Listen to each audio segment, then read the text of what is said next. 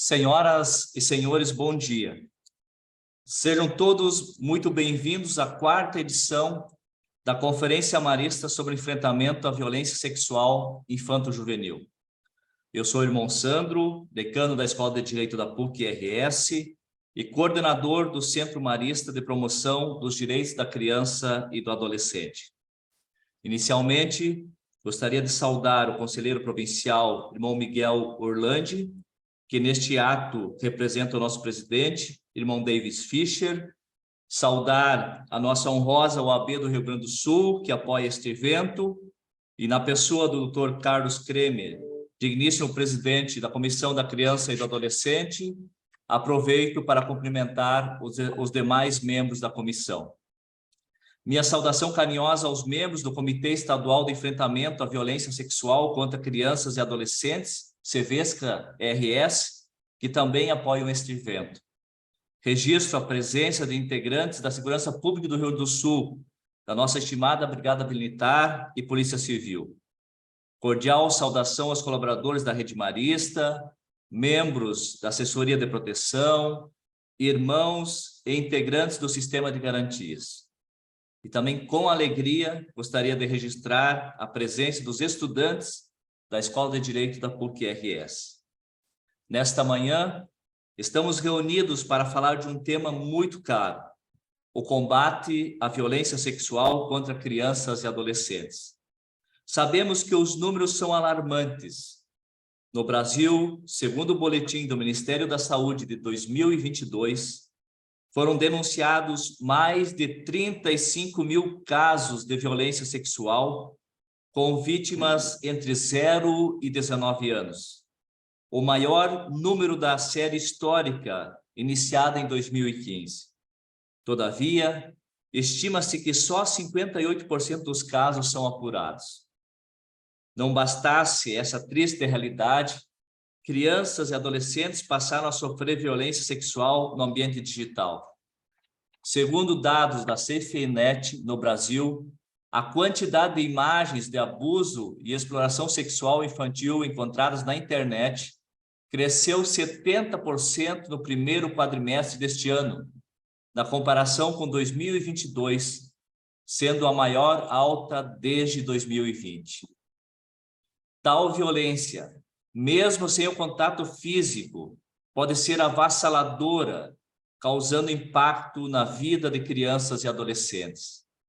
Diante desse desafio alarmante, é nosso dever unir forças e promover um diálogo franco e aberto sobre o assunto, buscando soluções efetivas para proteger nossas crianças e adolescentes. Cada caso de abuso ou exploração representa uma vida ferida, uma infância roubada e um futuro comprometido. Não podemos e não devemos fechar os olhos para essa realidade.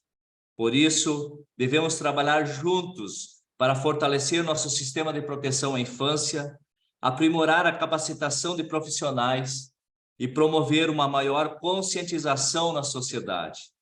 E cada um de nós desempenha um papel fundamental nessa batalha.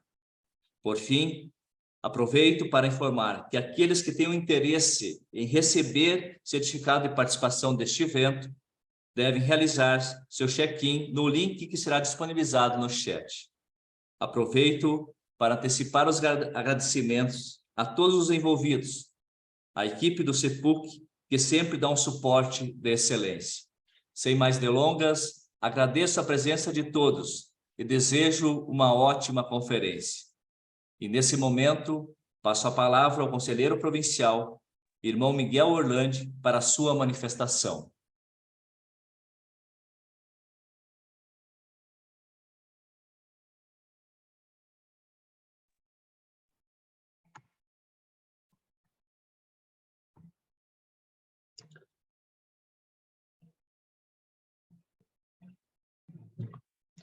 Bom dia a todos, obrigado, irmão Sandro.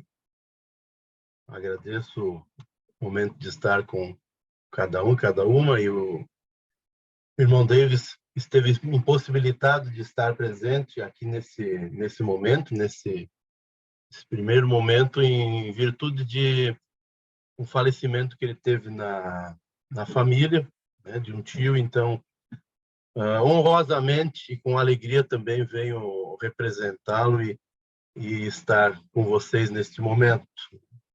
Dizer que irmão Sandro e demais, é uma sintonia que se faz, né? Amanhã à noite nós temos a abertura da Conferência Estadual de Direitos Humanos. Então, parece que a sintonia casa com este momento, que é justamente de assegurar e garantir a defesa e o direito das crianças, adolescentes e jovens, né? Então, em nome do irmão Davis, procedo aqui a leitura da fala que ele iria fazer.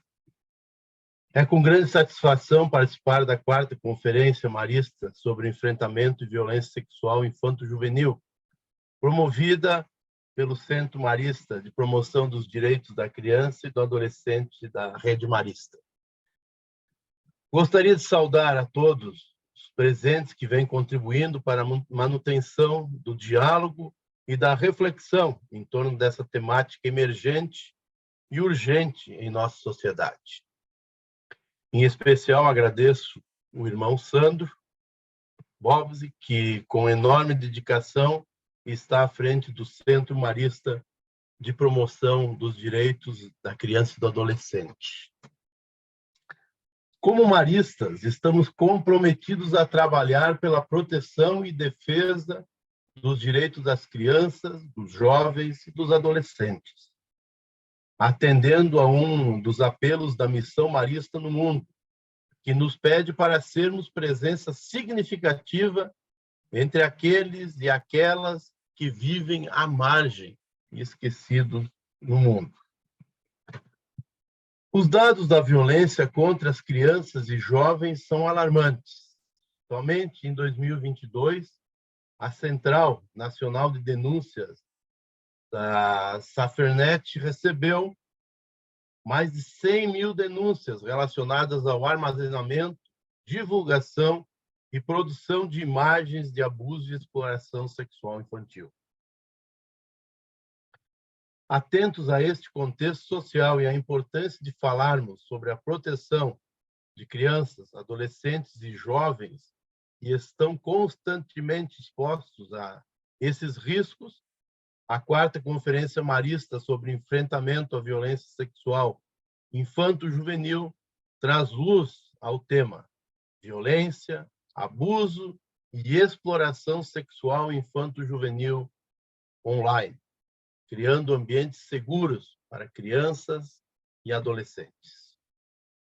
Para esse momento, quero lembrar uma reflexão do Papa Francisco, publicada em uma de suas cartas apostólicas, que diz: todos, todas, nós somos chamados a dar testemunho concreto da fé em Cristo na nossa vida e, de modo particular, na nossa relação com o próximo. É isso que queremos construir, uma sociedade na qual os direitos e a dignidade da vida humana sejam preservados. Somente com a promoção e com a defesa dos direitos é que conseguiremos construir um mundo mais justo e humano para que as nossas crianças, adolescentes e jovens possam ser protagonistas do seu futuro. Dessa forma, queremos que essa conferência seja um espaço oportuno para refletirmos com consistência sobre o combate à violência sexual infanto-juvenil. Aproveito para agradecer a todos os palestrantes e as palestrantes que estarão conosco nesta manhã e que irão trazer aspectos importantes sobre a realidade em que vivemos. E suas falas sejam motivadoras para as mudanças que precisam ser construídas na sociedade. Ao passo que reitero meu agradecimento ao Centro de Promoção dos Direitos da Criança e do Adolescente, o estendo à Escola de Direito da PUC e à Ordem dos Advogados do Brasil, OAB, pelo apoio para a realização desse evento. E, para finalizar, desejo que tenhamos no horizonte de nossas reflexões ousadia e esperança para sermos promotores e geradores de vida. Um bom evento para todos e para todas. Obrigado. Muito obrigado, irmão Miguel, pela presença e pela manifestação. E dando início à conferência que abordará o tema Violência, Abuso e Exploração Sexual Infanto-Juvenil Online. Como criar ambientes seguros para crianças e adolescentes. Gostaria de dar as boas-vindas aos ilustríssimos palestrantes, Dr. Gilberto Tums, doutora Juliana Cunha e Dr. Christian Christensen. Dou as boas-vindas também à doutora Gypsy Rocha, a quem passo a palavra para que siga na mediação das falas e, ao final, na condução do momento de perguntas. A doutora Gypsy é médica psiquiatra do Hospital São Lucas da PUC-RS, professora da Escola de Medicina da PUC e membro da Assessoria de Proteção à Criança e ao Adolescente da Rede Marista. Obrigada, irmão Sandro. Muito obrigada pelo convite para mediar a Conferência Marista. É uma honra estar aqui. Eu, de pronto, convido o Dr. Gilberto Tums a iniciar a mesa dessa conferência, falando-nos sobre os aspectos legais da violência sexual virtual contra crianças e adolescentes. O Dr. Gilberto é procurador da Justiça do Ministério Público do Rio Grande do Sul, ingresso no Ministério Público em 1987. É professor universitário desde 1989, é mestre e especialista em ciências criminais pela PUC do Rio Grande do Sul, autor de diversos livros sobre armas, drogas, teoria geral do crime, abuso sexual e artigos relativos à violência sexual. Dr. Gilberto, a palavra está com o senhor. Bom dia a todos e a todas. É um prazer imenso estar aqui. Agradeço pelo convite. Quero parabenizar a organização deste evento e dizer que eu tenho lugar de fala sobre esse assunto porque eu atuo na 5ª Câmara Criminal do Tribunal de Justiça, onde nós julgamos em grau de recursos os crimes sexuais. Então, é chocante os dados que eu vou apresentar, alguns fatos sobre os quais eu vou ter que falar, e eu fiz os slides com muitas informações para que fique disponibilizado, para quem tiver interesse, a consulta, principalmente a legislação que trata do tema. Nós temos muitas leis, como falou o irmão Miguel, a gente tem legislação, mas nós temos que envolver a comunidade, toda a comunidade, para conseguir a persecução a esse tipo de violência, que ela é uma violência silenciosa. Então, nos slides seguintes, já pode passar o próximo,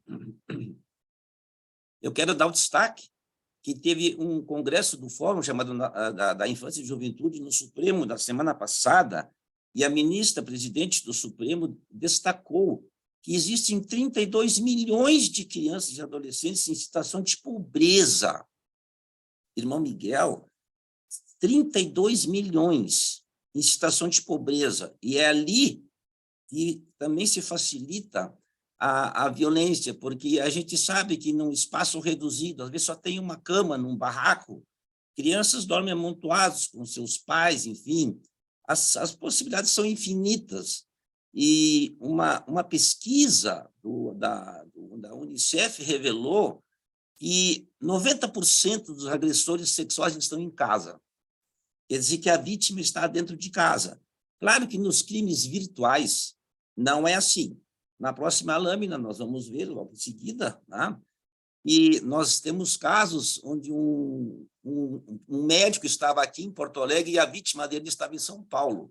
Então, eu vou fazer uma abordagem bem rápida e objetiva dos crimes que são praticados contra a infância, para se ter uma compreensão do problema, e depois, no pequeno espaço de tempo que a gente tem para falar, é sobre os mecanismos de proteção. Tá? Existem 2 leis hoje bem recentes que abordam esses mecanismos de proteção.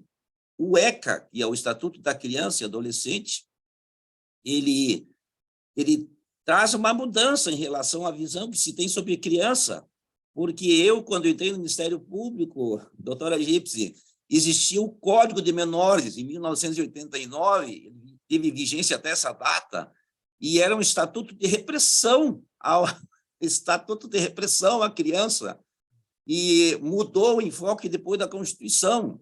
E hoje a criança ela é titular de direitos, porque ela é uma pessoa em desenvolvimento. E eu quero chamar muita atenção de todos sobre o conceito de criança e adolescente que está no ECA. Enquanto a pessoa não tem 12 anos completos, ela é considerada criança. A partir dos 12 anos até os 18, ela é adolescente. E por que isto é importante?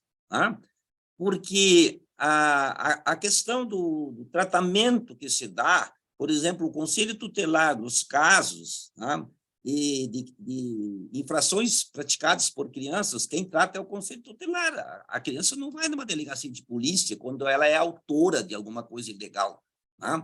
Mas nós aqui vamos tratar de crianças e de adolescentes quando são vítimas. Então, nenhuma criança é objeto de ação policial. E o nosso objetivo aqui, pessoal, é tratar da criança e do adolescente como vítimas, porque quando a gente fala sobre ECA, o Estatuto da Criança, muitas pessoas, inclusive meus alunos, eles ficam perguntando, mas e como é que se pune a criança, como é que se faz? Gente, olha só, o ECA não é um estatuto de repressão, o ECA é um estatuto de proteção, é nesse sentido que eu vou falar aqui. Então, por favor, na próxima lâmina, nós vamos ver aqui uma questão importante que eu quero destacar, é o artigo 217-A do Código Penal, e ele traz muita confusão, inclusive para os profissionais do direito. Por quê? Porque o estupro de vulnerável é simplesmente um ato sexual praticado com menores de 14 anos, mesmo com seu consentimento, não importa. Pessoas menores de 14 anos não podem fazer sexo, nem com a sua concordância. E 14 anos já não é mais criança, pessoal, porque a criança deixa de ser denominada assim a partir dos 12. Então, olha só, o código cria um pouco de confusão na cabeça das pessoas. Até 12 anos é criança, mas o estupro de pessoa vulnerável é até os 14, e é independente de seu consentimento. Gente, e a lei prevê uma punição de 8 a 15 anos para o autor deste crime. Pois muito bem, se for empregada a violência, obviamente, precisa ser a partir de 14. Então, uma pessoa que tem 14 anos completos pode fazer sexo com a sua concordância, certo? Isso é uma questão importante. Outra coisa que eu preciso dar um destaque muito significativo é sobre a evolução legislativa e a jurisprudência dos nossos tribunais. Até uns anos atrás, vocês não têm ideia, pessoal, como era difícil condenar um agressor sexual, porque os juízes estavam vinculados a uma visão antiga, tem que ter prova pericial, prova testemunhal. Gente, como é que eu vou ter prova testemunhal de um crime que acontece nas escondidas? Então, felizmente, nós levamos muitos anos e hoje os tribunais têm uma outra visão sobre a apuração dos crimes sexuais. É muito parecido com Maria da Penha. Hoje nós damos valor ao depoimento da mulher. Antigamente, o depoimento da mulher não valia nada. Hoje, nós damos valor ao depoimento da vítima, mesmo que ela tenha 6 anos. Então, essa é a questão importante, pessoal, que tem que ser destacada aqui. Vocês, toda a comunidade, todo mundo precisa acreditar que a justiça vai apurar, a polícia vai apurar. Nós temos a presença aqui da Brigada e da Polícia Civil. Se for chamada a polícia para um crime sexual infantil, obviamente, a polícia vai entrar imediatamente em ação. Nós temos hoje, o pessoal está muito preparado para isso. Eu gostaria que passasse a próxima lâmina, e eu quero, então, falar aqui sobre a questão do tráfico de crianças para fim de exploração sexual. Isso aqui é muito informado pela Polícia Federal. Nós traficamos crianças para o exterior, principalmente, para fim de exploração sexual, gente. É uma coisa aberrante. E também temos aqui no Rio Grande do Sul, não é considerado tráfico, porque é de uma pessoa para outra e acabou. Então, por exemplo, aqui nós temos um caso de um sujeito que vendeu a filha para uma outra pessoa. Ela vendeu a filha, né, por uma motocicleta usada, R$ 4.800. E aqui tem um caso da Maria Roque, isso que saiu publicado na Globo, no G1, uma mulher chamada Maria Roque, na Bahia, ela vendeu o filho dela para um outro cara com 71 anos por R$ 5.000. Agora, o que esse sujeito vai fazer com a criança? Eu não sei. Né? Então, a gente tem esse crime previsto lá no artigo 238 do ECA e temos um crime semelhante no artigo 149, com uma pena bem alta. Só que no artigo 149, nós temos os crimes quando são praticados por organizações criminosas. Então, essa é a questão importante que eu queria destacar. No ECA, a gente tem um caso específico, e quando se trata de organizações, né, nós vamos para o Código Penal, que também tem uma pena maior, porque ali se trata do chamado tráfico, geralmente ele é internacional. Na próxima lâmina, colegas, eu transcrevo aqui a figura penal, né, vocês podem ver no artigo 149A, eu sublinhei ali no inciso 5º, traficar pessoas para fins de exploração sexual. E se o crime é cometido contra criança e adolescente, então a pena é aumentada. Vocês vejam que é 4 a 8 anos, mas ainda aumenta a pena. Um importante destaque: quem pratica ato sexual contra criança ou adolescente, tá, está cometendo estupro, além do crime de tráfico. Então, quem está explorando uma criança, depois a doutora, quem que vai falar aqui logo em seguida, a psiquiatra lá da PUC, que vai falar sobre o metaverso e os crimes virtuais, uma coisa é praticar virtualmente uma exploração sexual, a outra coisa é tocar no corpo. Quem toca no corpo de uma criança ou de um adolescente até 14 anos está praticando o crime de estupro. Então, eu coloquei bem em destaque aqui, quem vai praticar atos sexuais contra criança ou adolescente comete o crime de estupro. Essa criança ou adolescente pode estar, inclusive, em casa de prostituição. Então, vamos imaginar que uma casa de prostituição ofereça lá uma menina que tem 15 anos para fins sexuais.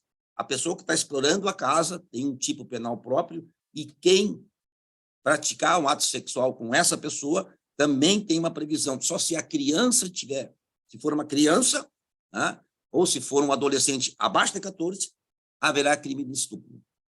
Isso é muito importante, a gente ter consciência. A legislação é muito severa, pessoal. O que a comunidade tem que fazer é tomar consciência para denunciar. Isso que o irmão Miguel falou há pouco, né? Toda comunidade precisa formar uma rede de denúncias. Foram 100 mil denúncias, etc. E quantas foram apuradas? O problema é que crimes sexuais pela internet são dificílimas de apurar. Nós temos 67 mil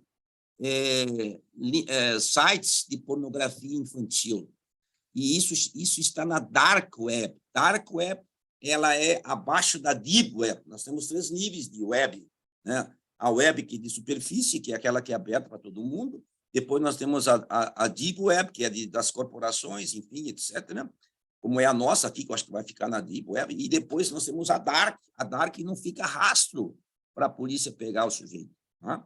Então, isso é muito difícil. Na próxima lâmina, nós vamos ver que eu quero rapidamente falar, mas em poucas palavras, sobre a distinção entre de pornografia, pedofilia e estupro. A maioria das pessoas acha que pedofilia é estupro. Não, gente, por favor, pedofilia e pornografia são 2 termos e existe bastante discussão sobre isso, tá? Mas eu não quero, aqui não tem espaço para isso, que eu só tenho 20 minutos para falar. Mas então, gente amiga, olha só, a pedofilia e pornografia trata de exploração de imagens.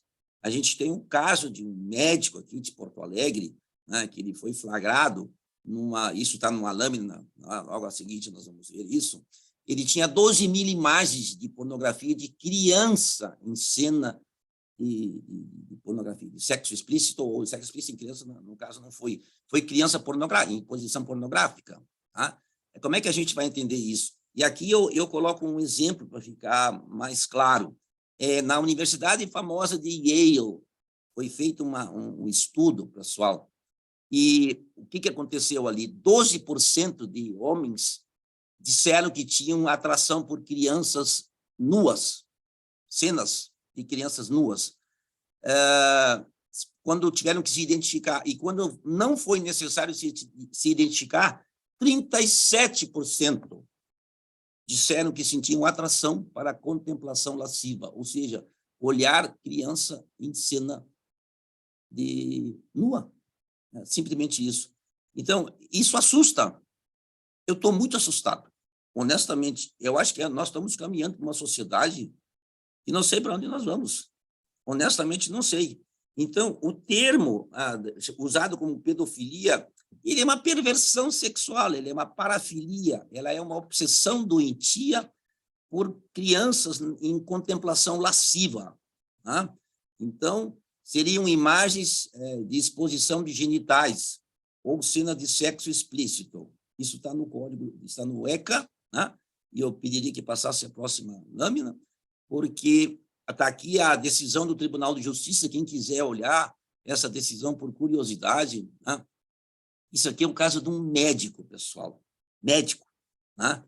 Ele praticou essa interação sexual com uma criança de 10 anos em São Paulo, era um menino, tá? Então, em São Paulo, o pai que pegou, enquanto o menino foi no banheiro, o pai foi ver o que o filho estava fazendo no computador, e aí viu esse cara aí estava dado, né? Estava aqui no Rio Grande do Sul, disfarçado de um menino que tinha também, talvez a mesma idade, ele usava tipo um avatar falso, né? E aí ele chamou a polícia e deu no que deu, o médico foi preso, ele foi preso dentro do hospital, e aí no computador tinha 12.000 imagens de pornografia infantil. Tá? Próxima lâmina, por favor. Isso choca a gente. Nós temos um outro caso aqui, olha só, pessoal. Uma mulher em Rio Grande do Norte, ela estava fazendo vídeos da sua filha, menina, não sei de quantos anos, eu não me lembro, mas era uma criança, e vendia as imagens para o exterior. Assim, ó, é chocante. As pessoas ganham dinheiro, tá com dificuldade, porque o trabalho está difícil, tira foto do teu filho, né? E quem deveria proteger está fazendo uma barbaridade dessas. Então, gente, assim, ó, é chocante isso. Eu coloquei essas informações nos slides para que vocês tivessem a noção do que a gente está falando aqui. Eu quero cumprimentar realmente pela organização do evento. Nós temos que tratar isso de forma muito séria. Então, na próxima lâmina, pessoal, são muitas lâminas, eu sei que não vou conseguir ver todas, tá? Mas o Superior Tribunal de Justiça disse o seguinte: o conceito que está na lei sobre pornografia infantil, ele não está completo. Então, aqui no meio do acórdão, que é a decisão do STJ, ele diz o seguinte: mesmo que a pessoa esteja coberta de roupa, por exemplo, a pessoa está usando uma calcinha, e se a imagem é feita com fim predominantemente sexual, continua sendo pornografia. Então, isso foi a decisão do STJ, que não precisa expor explicitamente as genitais. É curioso que nós temos no Brasil uma cultura, não sei se vocês devem lembrar disso aí, quem é mais antigo aqui, a dança na boca da garrafa. Como é que um negócio desse foi permitido, né? Então, tem coisa mais sexual do que isso, e crianças fazendo isso em programa de televisão, e não houve censura. Então, a sociedade hoje está começando a ver que muitas coisas foram feitas erradas e estão produzindo um resultado terrível hoje, né? Nós temos uma juventude, pessoal que está pelos seus 20 e poucos anos, enfim, e até mais de idade, com uma mentalidade totalmente distorcida sobre as questões que envolvem a sexualidade. Bom, seguindo, então, colegas, na próxima lâmina, eu estou aqui transcrevendo como o código, o ECA trata da pornografia. Então, é o 240, na captação da imagem, depois o 241, pessoa que vende as imagens, do 240, quem faz a intermediação das imagens. Na próxima lâmina, vocês vão ver que todas as pessoas que entram no processo, né? Olha só, quem faz a venda. E o irmão falou antes, o irmão Miguel, ou o Sandro, agora não me lembro, sobre armazenamento de imagem. Eu gostaria que vocês olhassem o artigo 241, letra B, do ECA, que diz assim, ó, adquirir, possuir ou armazenar as imagens. Então, quem armazena as imagens, basta olhar no computador, no celular de uma pessoa, está com imagens de pornografia, pois está cometendo esse crime. Eu sei que tem muitos grupos de WhatsApp onde circulam imagens pornográficas de mulheres. Se forem mulheres adultas, né, tem um problema lá no Código Penal. Mas se forem crianças ou adolescentes, o problema está no ECA aqui, com uma pena de 1 a 4 anos. Então, não é brincadeira isso. Tá? Bom, próxima lâmina, eu estou falando muito rápido, pessoal, por causa do tempo, mas vocês vão ter acesso a esse material e vão conseguir ver, e nós temos muita lei sobre isso. Olha o 241, letra D. Aqui o sujeito está instigando ou constrangendo uma criança com o fim de com ela praticar ato sexual. Então, o sujeito está provocando. Eles mostram as imagens dos órgãos sexuais para a criança que está à distância, dizendo que quer fazer sexo com ela, e ele era uma criança. Nós temos casos de padrastos que assistem filmes pornográficos com criança e depois estupram a criança. Eu participo de julgamentos no tribunal de padrastos que são os maiores estupradores. A história começa quando a mãe da criança trabalha fora, o padrasto está em casa, é um vadio, né? E aí ele assiste filmes de pornografia com criança e depois pratica atos sexuais com ela. Né? Bom, então, próxima lâmina, pessoal. Então, aqui é importante vocês verem. Eu tenho mais um aspecto a apontar, e nós temos hoje o que é muito comum, é a exploração sexual e a prostituição de criança e adolescente. Nós temos casos de pessoas com mais idade, por exemplo, um caso que tinha 60 anos, a mãe obrigou a filha a morar com ele, e a filha tinha 12. Tá? Então, é assustador. O meu tempo está acabando, tá? E eu já estou finalizando aqui, mas eu queria que passassem a outra lâmina aqui, porque eu tenho que falar da lei, podem passar também essa aqui, a lei Henri Borel. Eu queria falar só rapidamente sobre ela, tá? Pode passar a próxima lâmina também, porque mais uma, tá? Depois vocês podem ler esses conteúdos, mais uma lâmina, aqui, a lei Henri Borel, que é 14.344, esta lei, pessoal, vocês poderiam dar uma lida nela, ela está disponível em qualquer site, né? E ela cria os mecanismos de prevenção ao enfrentamento da violência, certo? E tem um dispositivo porque o juiz pode aplicar ao criminoso a medida de proteção para ele se afastar da casa, como é a Maria da Penha. É uma espécie de Maria da Penha. E quem viola as medidas, basta se aproximar, comete o crime que está no artigo 25, que na próxima lâmina, no artigo 25, por favor. Olha só, descumprir a decisão judicial que defere uma medida protetiva de urgência para a criança ou adolescente. Então, aqui, isso aqui é como se fosse uma Maria da Penha aplicável para a criança ou adolescente. Eu assim, critico muito o nosso legislador brasileiro, mas aqui a legislação brasileira hoje está muito, muito bem feita em relação a todas as formas de violência contra a criança e adolescente. O que nós precisamos hoje é dar efetividade à lei. E esse é o meu grande ponto aqui. E tem mais uma coisa que eu gostaria de mostrar no próximo slide, é que quem não comunica, prestem atenção, quem não comunica à autoridade pública a violência contra a criança, tendo conhecimento que ela está existindo, também comete crime. 6 meses a 3 anos. Entenderam? Quem deixa de comunicar e sabe que a violência está existindo, está cometendo... A omissão agora está criminalizada. Entenderam? Isso é muito, muito, muito importante. Nunca houve isso. Certo?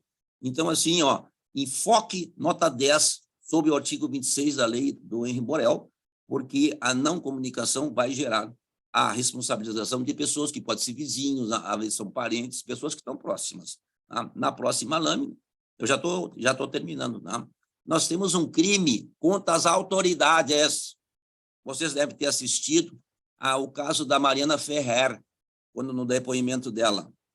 É claro que ela foi um pouquinho bobinha no depoimento, mas assim, ó, agora nós temos um crime que o juiz, o Ministério Público, o defensor público, o delegado, enfim, as autoridades podem praticar quando submetem uma vítima de infração penal, testemunha de crimes violentos, a procedimentos desnecessários, repetitivos e invasivos que levem a reviver toda a violência sem necessidade.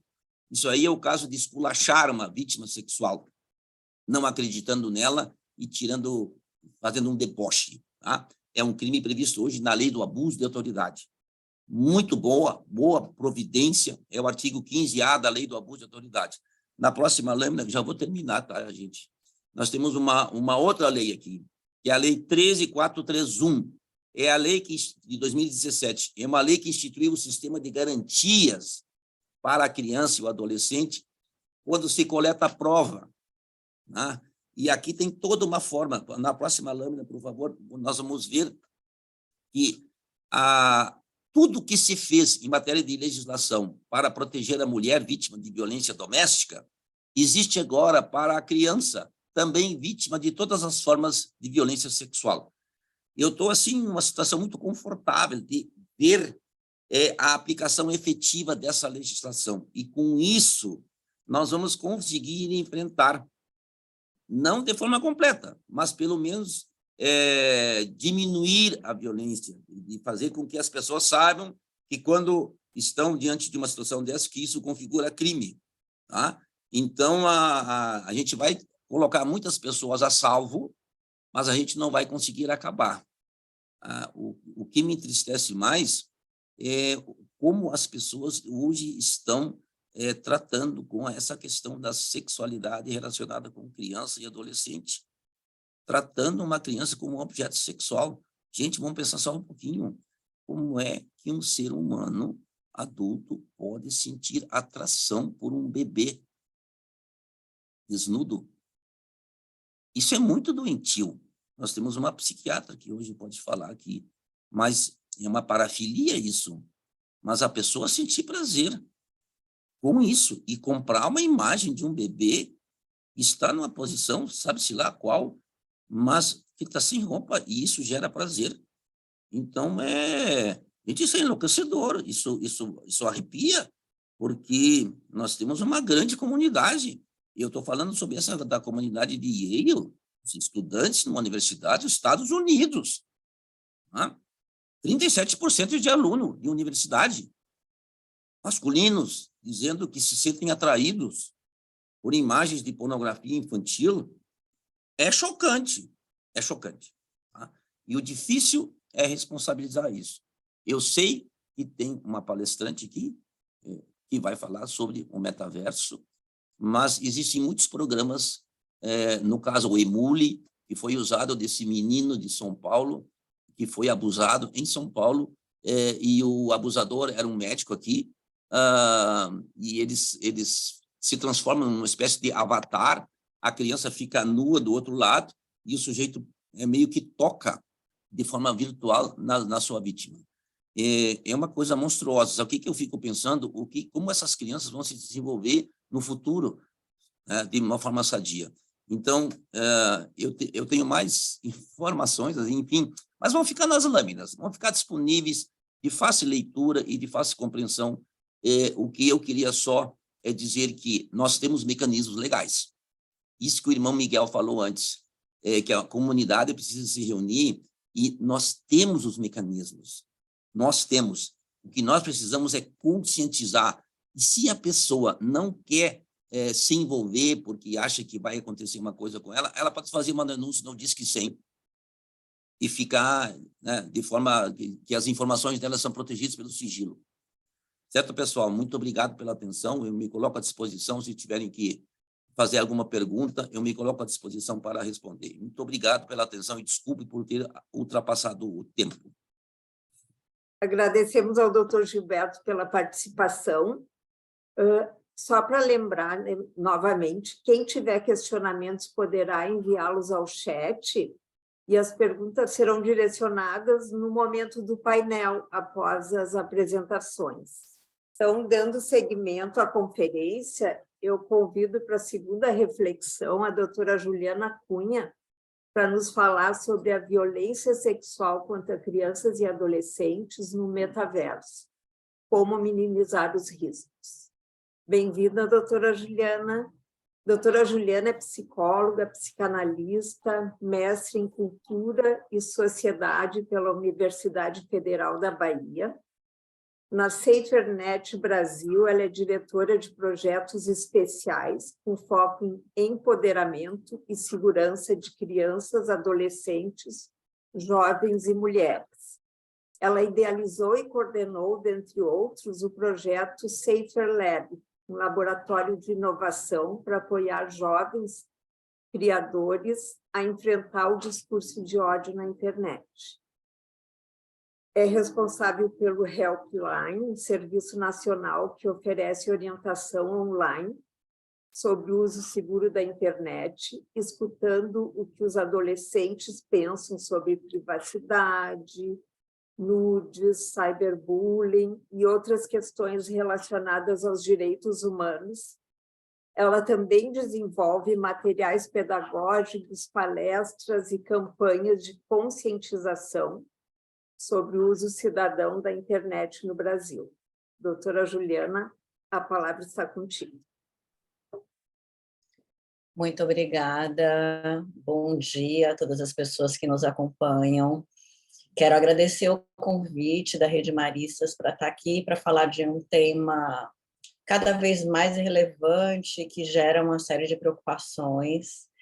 Eu quero aproveitar já para pedir licença para compartilhar minha tela e já passar para a minha apresentação, para falar um pouco sobre o trabalho da SaferNet e também, claro, trazer, né, algumas questões relacionadas ao assunto que pretendo falar hoje.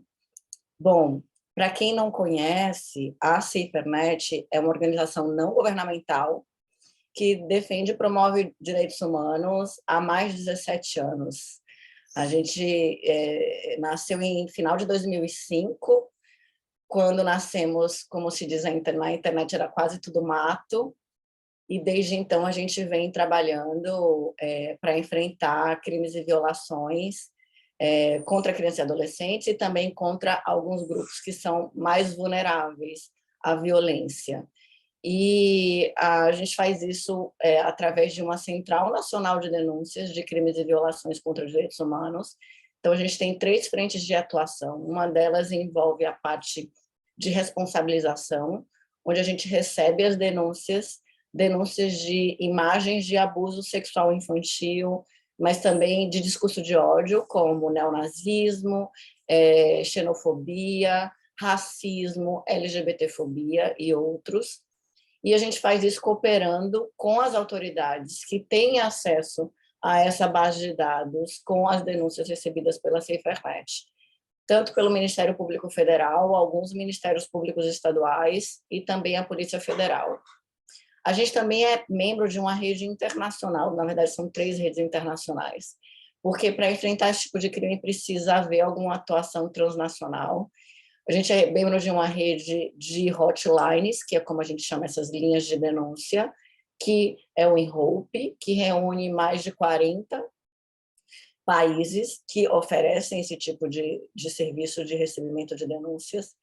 Também somos parte de uma rede europeia que se chama WinSafe, são eles que organizam o Dia Mundial da Internet Segura, que acontece em fevereiro e reúne mais de 100 países para debater com diferentes setores e atores qual é a agenda prioritária da proteção de crianças e adolescentes na internet.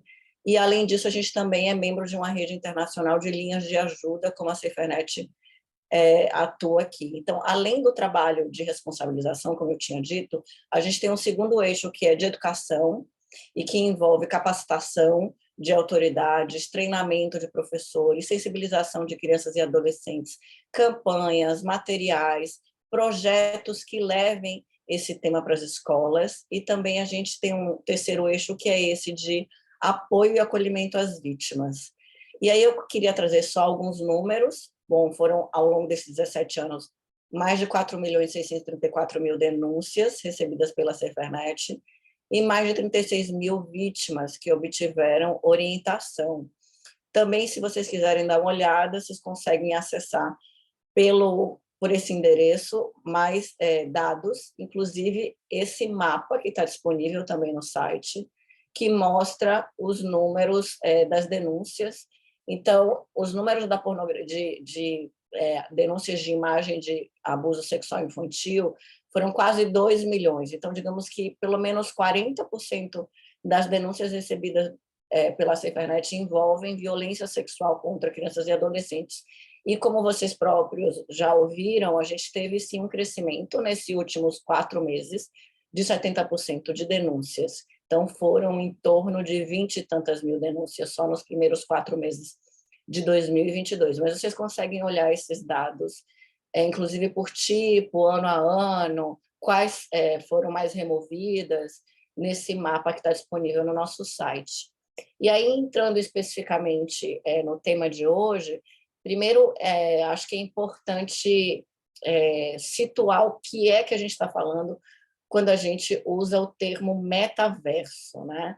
E aí eu trouxe alguns aspectos para a gente entender esses ambientes, mas, óbvio, o metaverso ele é um termo recente no nosso vocabulário, e ele é um termo tipo guarda-chuva, né, usado pelo mercado para abranger diferentes tecnologias, como as tecnologias de realidade virtual, realidade aumentada e também ambientes de jogos.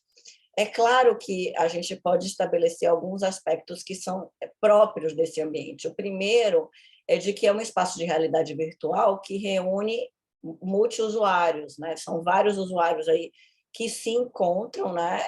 Independente de onde estejam no mundo físico, digamos assim, e podem interagir, se engajar, enfim, nesses ambientes de realidade virtual. Além disso, a gente tem o que a gente chama de avatares, né, que são, digamos que, aquilo que os usuários escolhem para representar eles, que eles podem escolher, inclusive, figuras humanas, mas não humanas também. E esses avatares, eles acompanham os gestos, né, do usuário, por conta do headset que eles usam, né, do óculos, e também dos controladores, né? Então, eles conseguem sincronizar os movimentos da cabeça e das mãos também. E, claro, os avatares podem transitar por esses ambientes, conversar em tempo real com outros avatares, usando essa tecnologia de áudio, né, que é embutida nos fones de ouvido.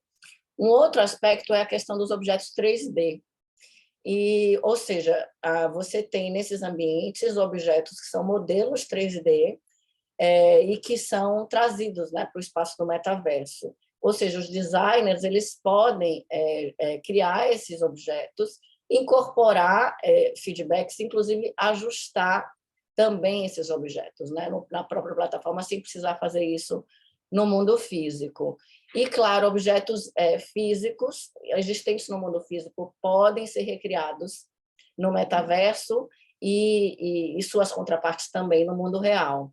Além disso, a gente também tem um outro aspecto, que é a questão do sistema financeiro nesses ambientes, né? Você pode ter transações comerciais usando, por exemplo, moedas como o Bitcoin.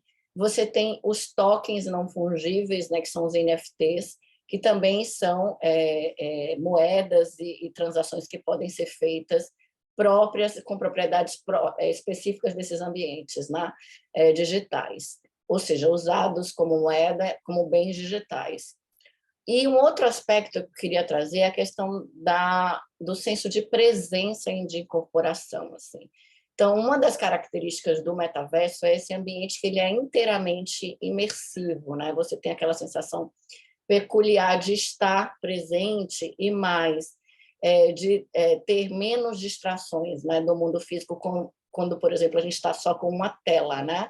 É muito diferente, você tem estímulos em 360 e você tem esse senso de presença e de que você está realmente incorporando, né, o seu avatar. Então, muitos pesquisadores trazem que esses ambientes eles têm uma influência diferente de quando a gente fala do mundo físico da tela, né? Exatamente por isso, porque o ambiente ele se torna, digamos que, mais saliente, né? Mais presente e, portanto, tem sim influência no ponto de vista cognitivo e emocional também. E um outro aspecto também que eu queria trazer é essa questão da perspectiva em primeira pessoa, porque a realidade virtual ela coloca o usuário no centro da sua experiência. É uma experiência em primeira pessoa, diferente da experiência com telas. Então, isso também muda o modo como ele vivencia e reage a essas experiências nesse ambiente. O que dá ao usuário uma perspectiva, como eu disse, que abrange muito mais do que o seu campo de visão. É todo um campo sensório, motor, que faz com que ele experiencie o que ele vive, né, nesses ambientes. Agora, é claro, essas tecnologias elas ainda não chegaram com tanta força no Brasil, porque elas são tecnologias caras, né? Elas dependem de um dispositivo que é caro, ou seja, você precisa importar, inclusive. Não há ainda um mercado para a gente entender exatamente esses números e entender a penetração desse tipo de tecnologia. Mas, sem dúvida, sim, esse é um momento também importante. Enquanto essas tecnologias não chegaram com muita força, como a gente consegue antecipar ou mesmo mapear os riscos vividos por crianças e adolescentes? Eu queria trazer alguns desses riscos que se discute já, né, pela comunidade e que já estão um pouco mapeados, mas, sem dúvida, a gente ainda tem um desafio grande de tentar entender, né, como esses riscos se impactam especificamente no mercado brasileiro, né? E aí, claro, eu trouxe alguns deles. Primeiro, a questão da verificação da idade é um grande desafio, porque a gente sabe que, inclusive, esses dispositivos eles são uso familiar, né? Então, você pode ter um dispositivo configurado para determinado usuário, com determinada idade, e uma criança fazer uso também desse dispositivo, né? Como é que você vai desenvolver tecnologias que não sejam só autodeclaratórias de verificação de idade, né? Isso é um aspecto importante a se destacar. Além disso, há também a exposição a conteúdo sexual gráfico. Você tem ambientes que são adultos, onde você pode ter a exposição a conteúdo sexual gráfico, conteúdo de nudez, de violência extrema, ou seja, também há esse risco de que crianças e adolescentes sejam expostos a conteúdos dessa natureza. E também situações de bullying, aliciamento sexual, sextorção, estupro virtual. Isso já foi comentado aqui também. Ou seja, são ambientes em que você interage com outros usuários, com outras pessoas, e nesses ambientes onde há alguma falta de monitoramento, você sim terá certamente ocorrências envolvendo violências e violência também sexual, né? Além disso, tem um aspecto que envolve o fato de crianças e adolescentes estarem com avatares em que ela convive com outros usuários adultos e esses avatares instruírem ela a repetirem ofensas racistas ou discurso extremista. Isso também é um risco já mapeado. E um aspecto importante é sobre o risco de confusão entre o mundo virtual e realidade. Então, muitos pesquisadores já têm evidenciado de que há, sim, uma dificuldade, né, especialmente em sujeitos em condição de desenvolvimento ainda, de discernir ou diferenciar o que é imaginação do que é realidade, o que é virtual, do que é mundo físico. Então, essas fronteiras elas podem ser borradas, e a gente sabe que isso, em crianças, as crianças estão mais vulneráveis a ter esse tipo de confusão. Além de um aspecto que é o uso não supervisionado, quer dizer, os pais, educadores e cuidadores, de um modo geral, terão dificuldades de monitorar e visualizar o que as crianças e adolescentes estão fazendo e o que elas estão vendo nesses ambientes. Alguns desses produtos, eles oferecem uma ferramenta de transmissão da experiência, ou seja, enquanto você está ali vivenciando, você consegue projetar numa tela o que a pessoa está vendo ou fazendo. Mas alguns desses produtos não oferecem essa ferramenta, ou seja, se cria um efeito, né, de black box, né? Você não consegue mais ver o que está ali, e aí isso dificulta a supervisão parental. E aí eu queria trazer também mais outros 2 aspectos que envolvem dissociação e de sensibilização. A gente sabe que as experiências virtuais, por elas serem mais prementes, mais salientes e terem, de fato, essa presença incorporada, elas podem gerar na pessoa dissociação, elas podem, ao elas fazerem especialmente o que a gente chama, né, de quando ela desconecta, quando ela faz esse off-boarding, a depender dessa transição e de como ela faz isso, e de forma muito abrupta também, ela pode ter algum tipo de experiência de dissociação, ou seja, de enxergar a realidade como uma não-realidade, ou de sair da realidade virtual sem perceber muito o seu corpo. E isso pode induzir ansiedade, quadros de pânico, por exemplo. Então, esses fenômenos também podem afetar usuários que são crianças e adolescentes, né? É claro que, a depender do uso regular que você faz, essa dissociação tende a ser menos provável. E a dessensibilização envolve mais o aspecto de que, quando você tem experiências que são muito chocantes, indutoras de ansiedade, assustadoras, se você é exposta a isso de forma muito recorrente, você tende a desenvolver o que a gente chama de uma dessensibilização. A noção de dessensibilização ela é muito usada nas terapias que usam realidade virtual exatamente para pessoas que têm quadro fóbico, de ansiedade, e aos poucos se expondo ao objeto de sua fobia ou ansiedade. Mas isso também pode acontecer em ambientes virtuais em que você é exposto a situações que são situações de violência, ou situações muito gráficas, e que, em razão de você ser exposto de forma recorrente, você pode vir a naturalizar esse tipo de experiência, ou seja, vir a desenvolver, a ter menos probabilidade de desenvolver, por exemplo, empatia pela dor ou pelo sofrimento do outro, enfim, esse é um aspecto também ainda em investigação, mas é um risco, sim, já mapeado em algumas pesquisas, do quanto a exposição à realidade virtual também pode dessensibilizar, especialmente pesquisas envolvendo conteúdo adulto, conteúdo de pornografia adulta, o quanto isso pode naturalizar determinadas práticas de abuso, ou problemas, por exemplo, na percepção do que é consentimento ou não. Então, tem aí uma linha de pesquisa investigando esses problemas de dessensibilização, né?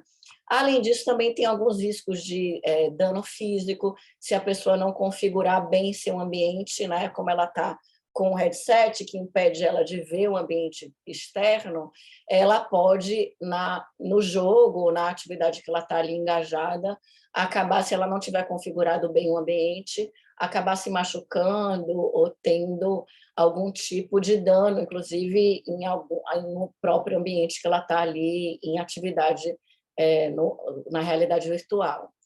E aí, quais são os desafios, né? Como é que a gente pode listar alguns desafios relacionados à segurança de crianças e adolescentes em ambientes imersivos, né? Eu trouxe alguns, mas é claro, como eu digo, esse é um processo ainda em construção e que a gente ainda não se apropriou inteiramente para entender e propor medidas de mitigação, né, desses riscos, ou propor soluções para os desafios que a gente vai enfrentar com as tecnologias imersivas. E alguns que eu trouxe, primeiro, do ponto de vista da legislação. Quer dizer, a gente já tem uma legislação em vigor no Brasil, a gente tem o próprio Marco Civil da Internet, que é uma legislação que é tida como um exemplo para o mundo, é uma legislação que houve um longo e amplo processo de consulta, né, à sociedade, um debate, é uma legislação que está em discussão agora recentemente, especialmente do ponto de vista da responsabilidade das plataformas, mas a grande pergunta é, a gente tem uma legislação preparada para responder aos riscos e violações em ambientes imersivos, em ambientes virtuais, esse é um aspecto importante porque, óbvio, você tem projetos de lei que são mais focados em conteúdo, em conteúdos que violam a legislação vigente, mas não necessariamente a gente pode aplicar essa mesma medida em atividades, porque no metaverso, mais do que conteúdos, o que a gente tem são ações acontecendo em tempo real, atividades em tempo real. Então, o projeto de lei ele precisa ser pensado e adaptado para funcionar também nesses ambientes vivo, onde há eventos acontecendo, não só conteúdos sendo publicados, né? E também um outro desafio é como a gente incentiva uma cultura metaversa que seja positiva e saudável. Porque, claro, a gente sabe que essas violações elas refletem muito dos problemas e das desigualdades que a gente vive na sociedade. Então, ainda que a gente consiga regular e aplicar medidas para o metaverso, se a gente não mudar a nossa cultura, a gente não vai conseguir mudar a realidade das violências e nem proteger crianças e adolescentes nesses ambientes, porque é toda uma cultura que precisa ser repensada, né? Uma cultura que naturaliza a sexualidade infantil, que de alguma forma objetifica os corpos de mulheres. Então, a gente sabe que isso, fatalmente, se não for mudado, isso também vai se refletir, isso também vai se espelhar em ambientes do metaverso. E, claro, as empresas devem incentivar e abordar essas questões de assédio, de abuso, em sua essência, abordar a cultura desses espaços, em vez de só onerar as vítimas para que elas, então, usem as ferramentas de segurança ou denunciem, né? Não é só um modelo de que depende de uma resposta da vítima, uma resposta individual ou um comportamento seguro individual, mas é todo um ambiente que precisa ser desenhado para garantir a segurança dessas pessoas. E uma outra questão, que também é um desafio, são os tomadores de decisão, né, e os legisladores e os reguladores. Muitos deles não têm conhecimento ou não têm letramento em tecnologias imersivas, desconhecem essas tecnologias. Então, claro, isso pode ser um grande desafio exatamente porque são pessoas que, por não terem essa familiaridade, podem pensar em legislação ou propor regulações que não sejam as melhores para esses ambientes. Então, também é importante que haja, sim, oportunidades para que os legisladores e tomadores de decisões eles tenham contato, familiaridade e acesso com o letramento em tecnologias imersivas também. E, por fim, a questão da participação das famílias. A gente sabe que a gente tem ainda uma dificuldade muito grande de letrar as famílias para que elas, capacitar as famílias para que elas façam esse controle e mediação parental. Muitas não se sentem preparadas, não têm acesso à informação, não conhecem as ferramentas desses produtos, dessas plataformas. E aí a escola também precisa ser uma aliada nesse aspecto, né? De fornecer informações, capacitar, instruir sobre o uso de ferramentas que garantam o controle parental e o uso das ferramentas de controle parental nesses produtos e nesses ambientes lá. E aí, claro, a gente também... A gente também precisa pensar como a gente pode envolver a opinião de crianças e adolescentes sobre o que elas vivem nesses ambientes. E aí, ano passado, a gente iniciou uma série de consultas, incluindo jovens, para debater quais são os desafios para a segurança de crianças e adolescentes no metaverso. Então, a gente teve um encontro com adolescentes que são gamers, que usam a realidade virtual para entretenimento, com jogos eletrônicos. E, claro, isso é importante exatamente porque muitas vezes a gente tem uma visão muito adultocêntrica que impede que a gente consiga ver a experiência e quais os riscos associados do ponto de vista da criança e adolescente. Então, eu acho que eu queria finalizar a minha apresentação trazendo a importância de escutar a opinião de crianças e adolescentes, de garantir o direito à participação, tal como a gente estabelece no Estatuto da Criança e do Adolescente. E, claro, aproveitar essa janela aí de oportunidade em que as tecnologias ainda não estão inteiramente acessíveis no Brasil, para que a gente consiga também propor soluções para enfrentar a desigualdade de acesso, para mitigar esses riscos que já são mapeados, né? Pode ser um momento oportuno para isso. E é isso, eu queria deixar meu contato, agradecer e espero, no final, poder contribuir com a discussão.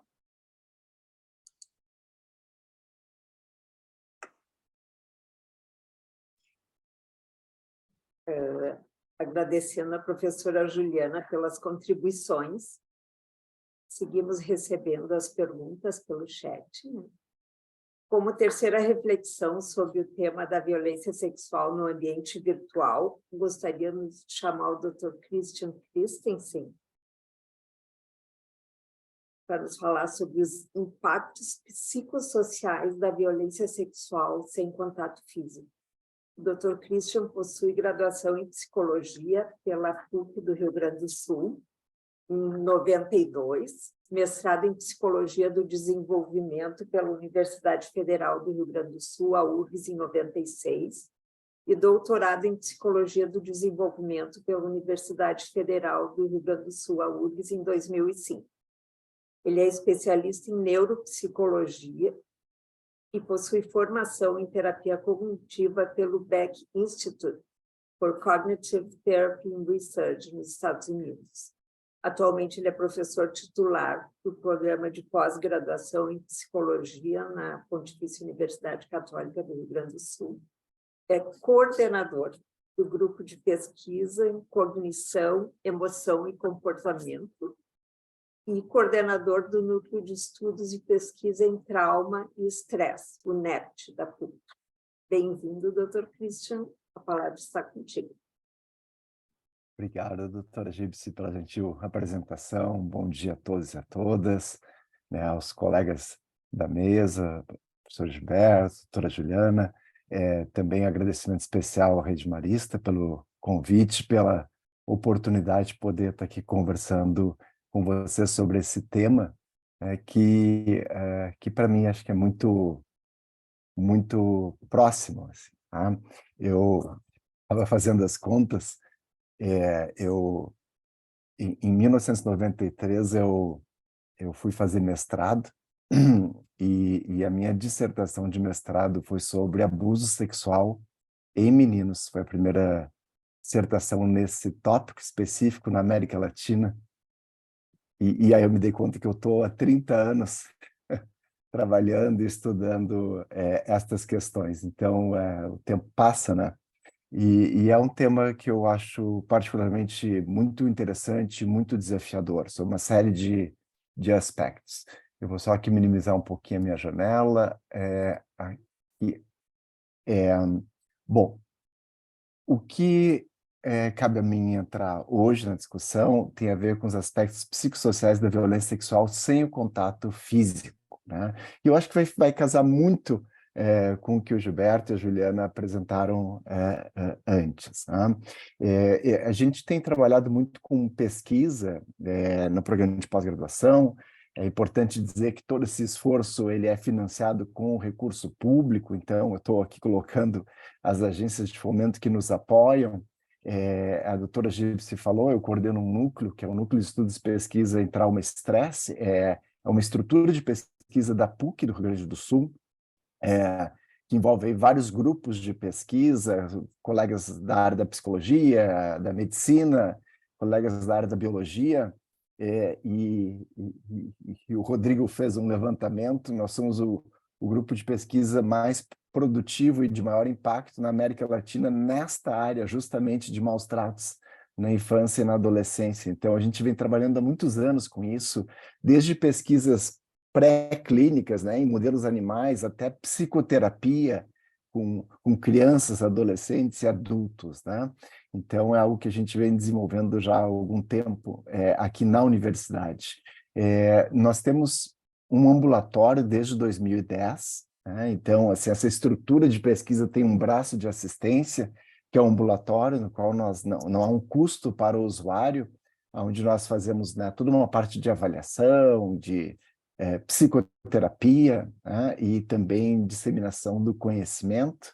Eu botei aqui o nosso endereço aqui do Instagram, nept.psi. Se vocês quiserem saber um pouquinho mais das atividades que a gente faz, e a gente também usa essa rede social para a disseminação do conhecimento, né? Então, eu acho que é algo interessante. E a gente vem tratando desse tema, assim, se preocupa também com essas questões de extensão e ensino já há muitos anos. Aqui é só alguns dos seminários que nós promovemos dentro da PUC, né, e com apoio aí de outras instituições, enfim, que envolveu justamente essa discussão de abuso sexual na infância, né, na infância e na adolescência. Então, é uma temática muito importante assim, para nós. Bom, o problema, né? O que é, então, abuso e exploração sexual infanto-juvenil online? Tá? É um fenômeno amplo que envolve aí vários processos distintos. Tá? Eu aqui elenquei algumas das ações, alguns dos fenômenos que estão dentro desse guarda-chuva aqui que nós estamos falando de abuso sexual infantil ou infanto-juvenil online. Tá? E eu vou tratar um pouquinho separadamente de alguns desses aspectos. Tá? Primeiro, né, qual é o tamanho deste problema? É muito difícil, o Dr. Gilberto mencionou isso, é muito difícil a gente medir de fato qual é o tamanho do problema. Tá? Vamos dizer assim, se no abuso sexual infantil offline, né, aquele que nós tradicionalmente estudamos e, enfim, já estamos mais acostumados a medir isso ao longo das décadas, né? Já é difícil, né? No abuso que ocorre no cenário online, né? No cenário virtual, isso é ainda mais desafiador. Tá? Então, vou pegar alguns dados para a gente ter uma ideia. Um estudo, e esse é um estudo de levantamento nacional nos Estados Unidos, sugere que o abuso sexual infantil online ocorre em torno de 16%. Né? Isso aí é um estudo retrospectivo, então, com jovens, mas quando eles tinham menos de 18 anos, qual era a prevalência disso? Né?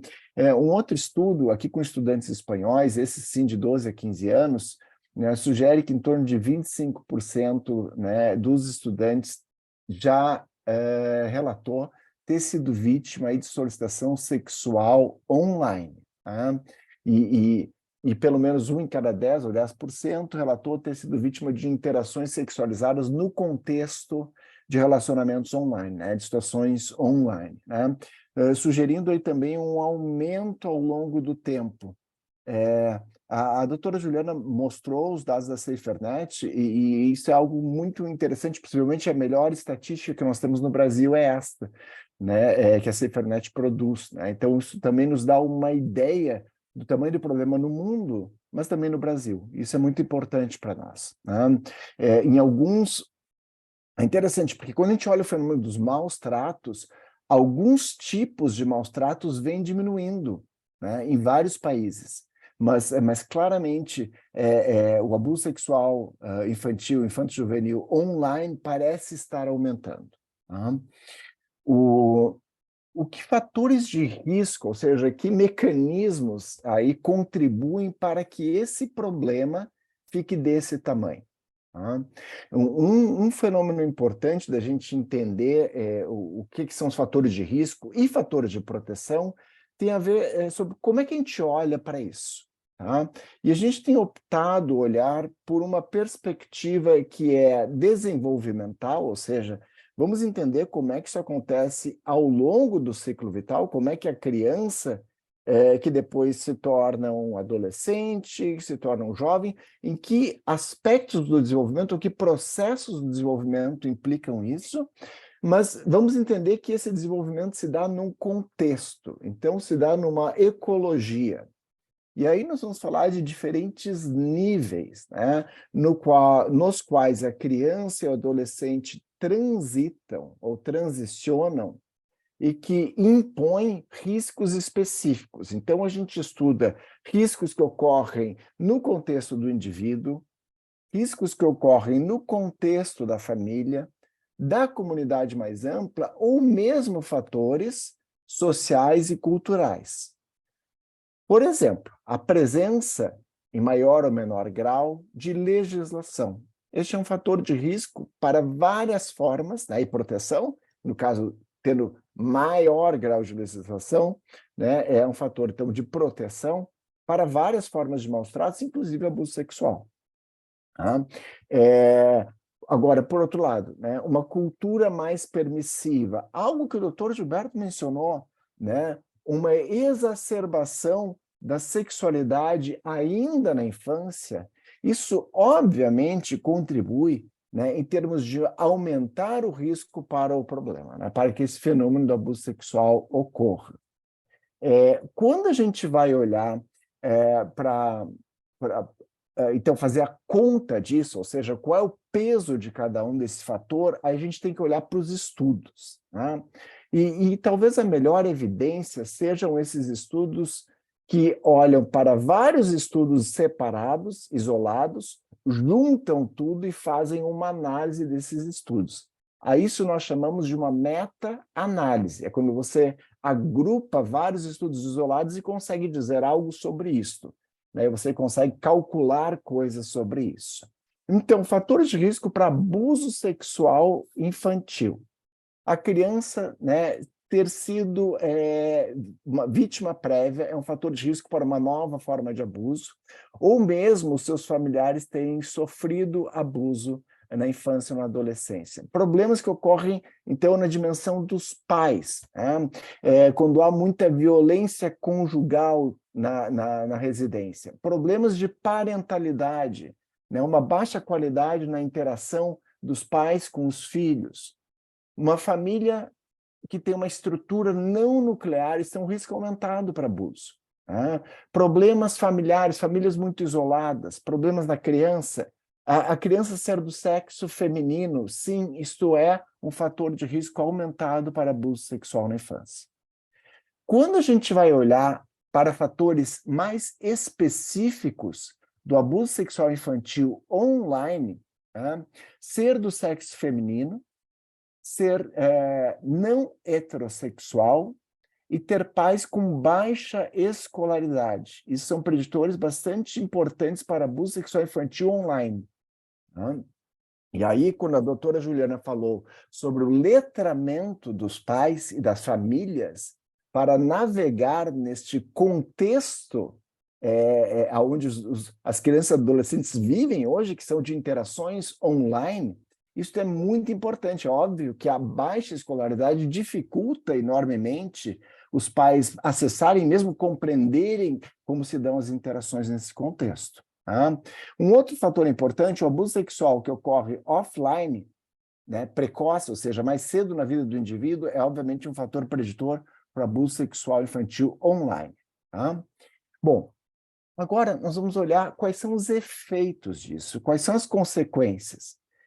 Uma maneira da gente olhar isso é qual é o custo que o abuso sexual infantil tem.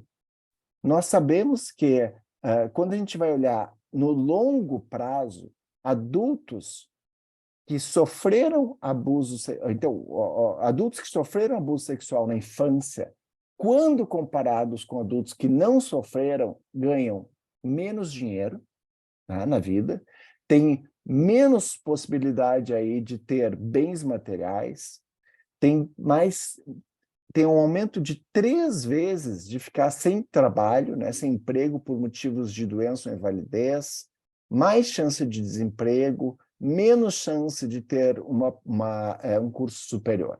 Tá?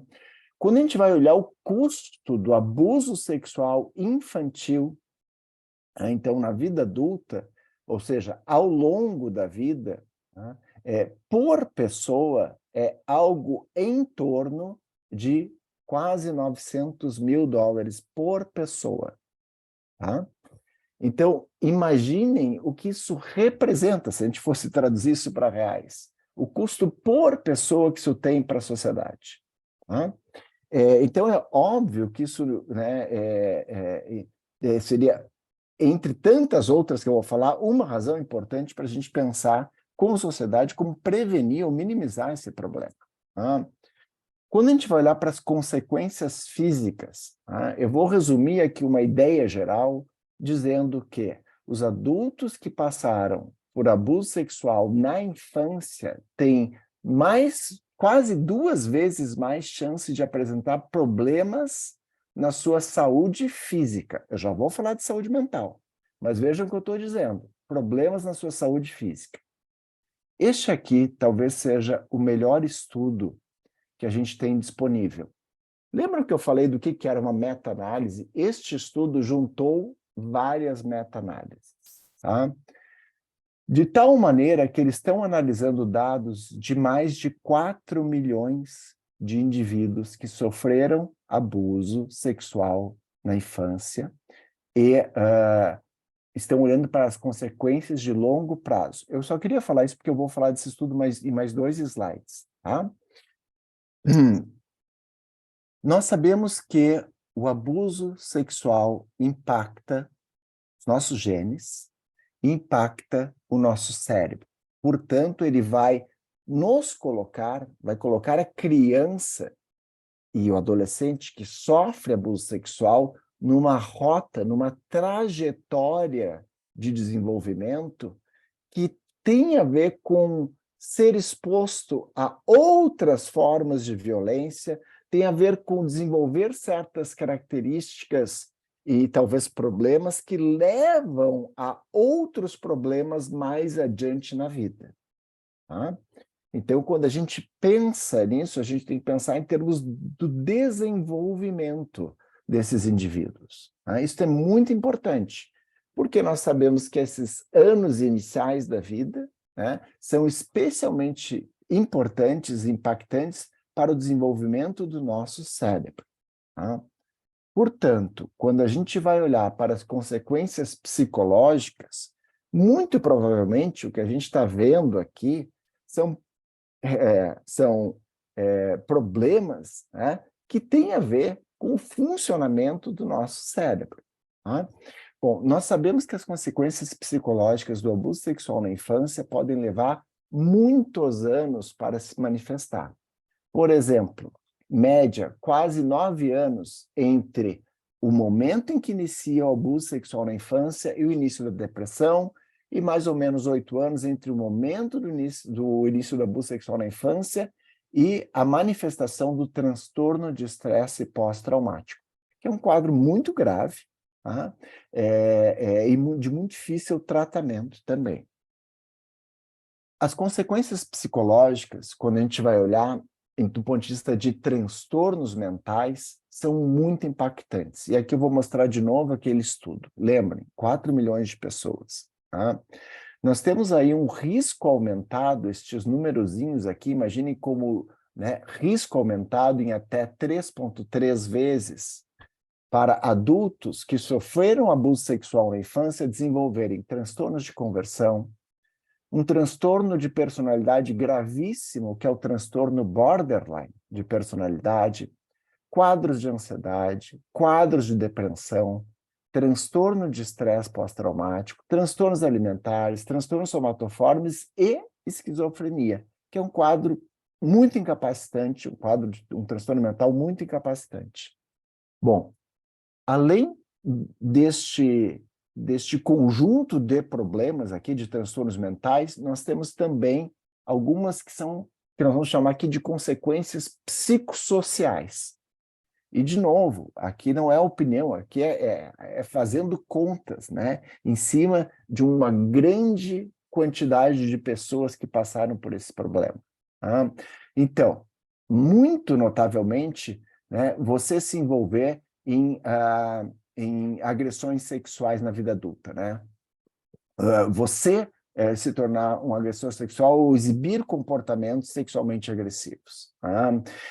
Problemas aí de você se automutilar, você novamente passar por uma situação na qual você é vítima de abuso sexual aí na vida adulta, tentativas de suicídio, uso de substância, você ter parceiros sexuais múltiplos, você fazer sexo de forma não protegida e você se envolver eventualmente em prostituição. Tá?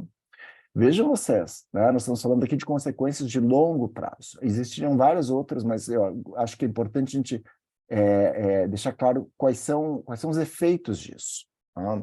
Bom, quando a gente vai olhar agora, especificamente o abuso sexual infantil online, claramente ele é menos estudado do que o abuso sexual, né, offline, e de tal maneira que os profissionais que trabalham, mesmo os profissionais que trabalham na área de proteção à infância, podem achar, né, um estudo mostrou isso, que os profissionais acham que o abuso sexual, quando ocorre no contexto online, causa menos prejuízo psicológico às vítimas. E também, um outro estudo mostrou que os profissionais da área de saúde mental, né, possuem menos treinamento, se sentem menos confiantes e veem mais dificuldade para manejar casos de abuso sexual infantil online do que quando ele ocorre no contexto offline. Tá? De tal maneira que quando a gente vai entrevistar pessoas que são sobreviventes de abuso sexual infantil online, em geral, essas pessoas relatam que as suas experiências abusivas foram minimizadas pelos profissionais com os quais as pessoas tiveram contato ao longo da vida. Isso é super importante. Tá?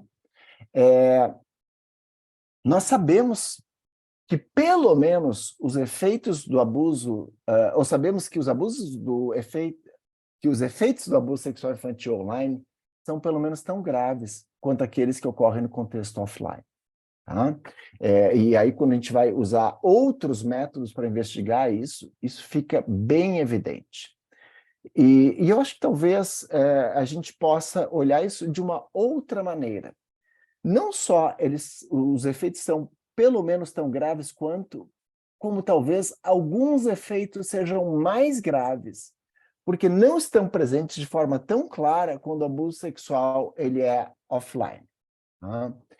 Por exemplo, quando a gente vai examinar um sentimento que é culpa, em geral, a gente acha isso, e a culpa está presente em todas as situações, né, em muitas das situações de abuso sexual infantil, mas a vítima, o sobrevivente, sente muita culpa pelo que aconteceu, né, mas isso está muito mais presente em indivíduos no contexto online do que offline.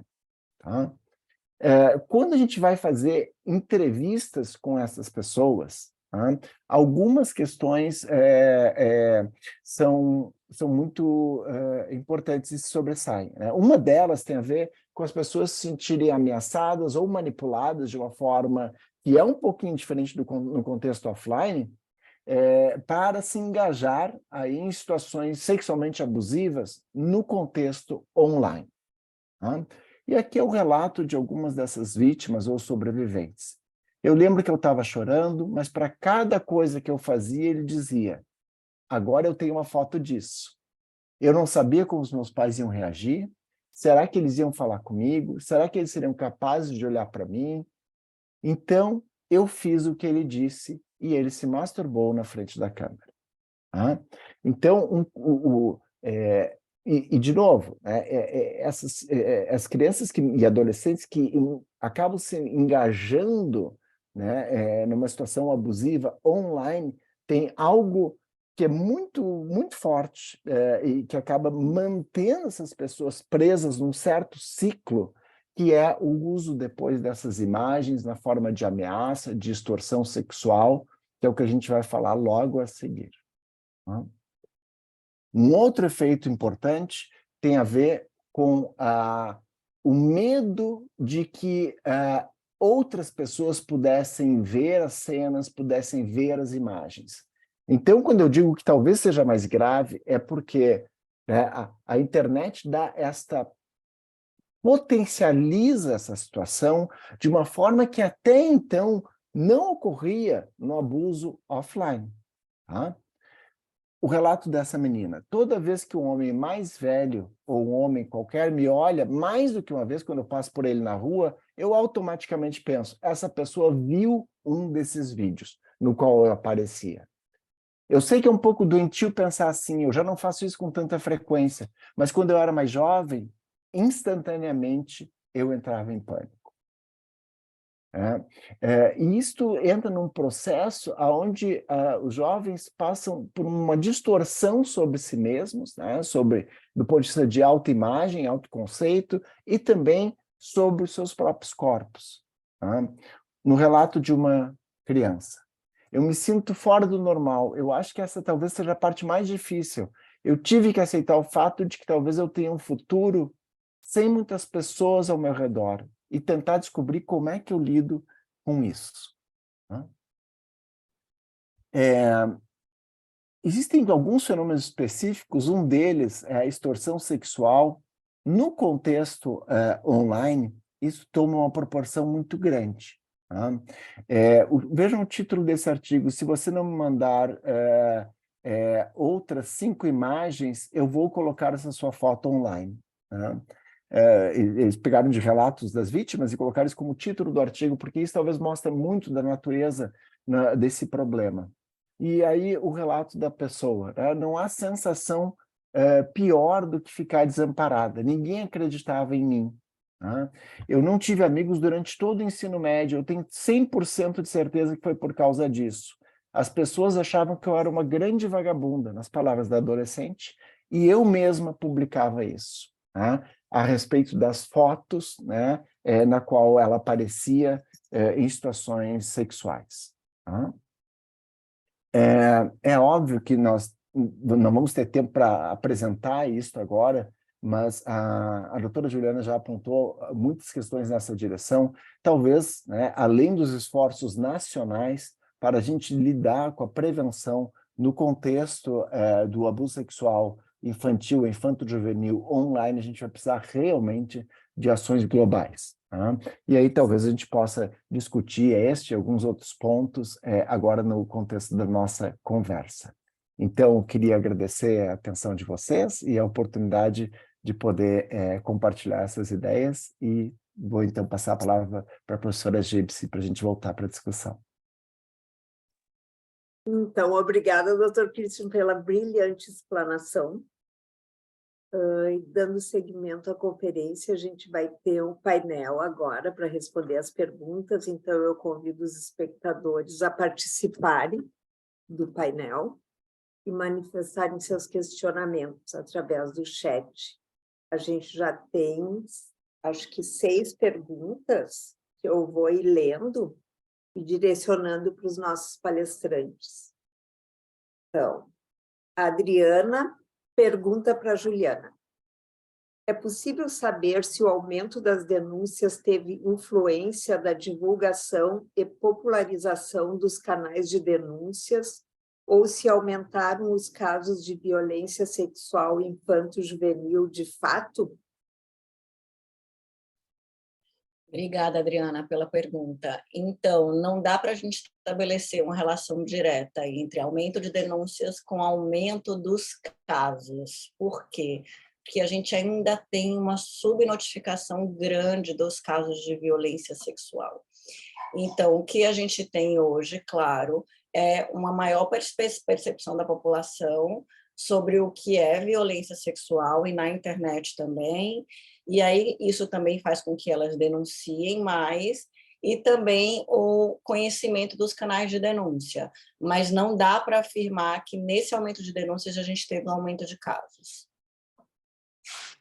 Pergunta da irmã Irene para o doutor Gilberto: quando o abusador já está preso, há investigação para saber a abrangência do abuso?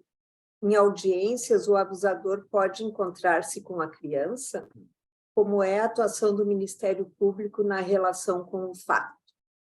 Bom, conforme a nova legislação, existe hoje um depoimento especializado.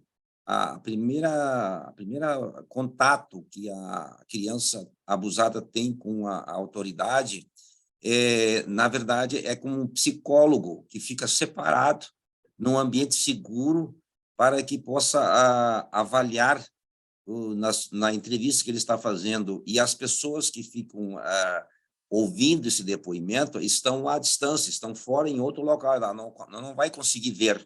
Então, a pessoa abusada tem total segurança sobre aquilo que ela vai dizer, porque ela está só falando por uma pessoa que tem especialização sobre o assunto. Então, existe uma preocupação hoje em não revitimizar a pessoa que está sendo vítima de abuso sexual.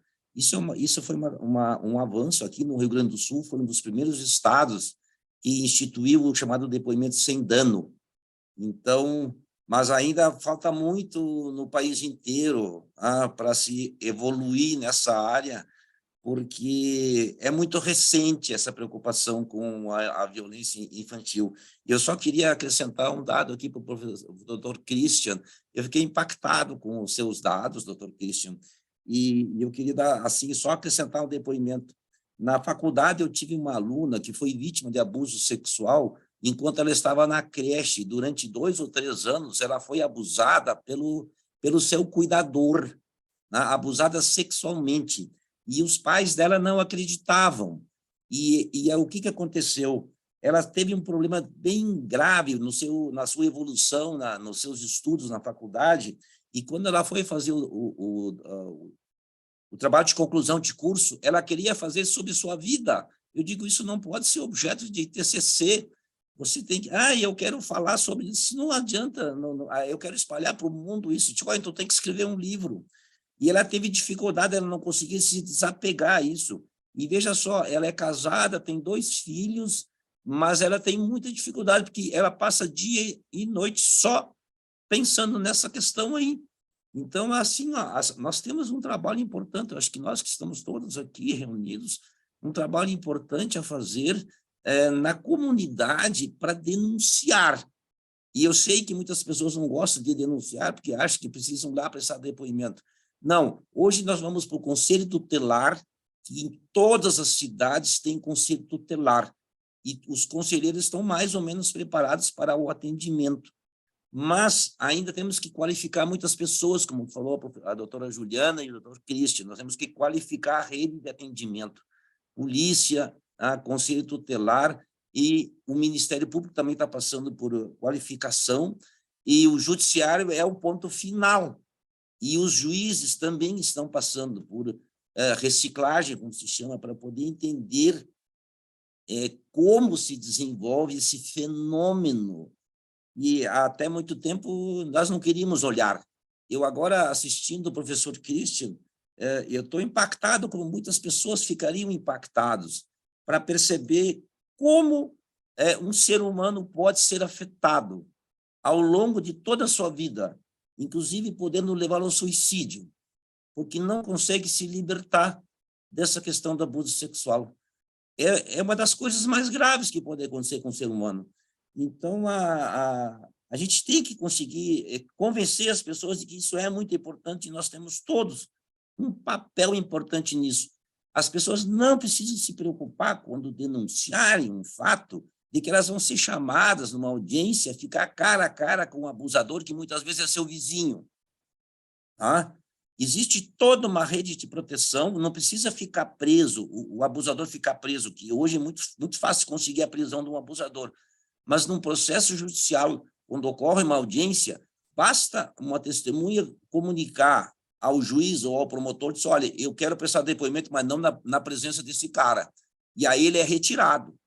Ou seja, então, existe hoje uma forma de se proteger as pessoas para fim de não se comprometerem. Enfim, se quiser, inclusive, ficar totalmente anônima, a pessoa também pode ficar.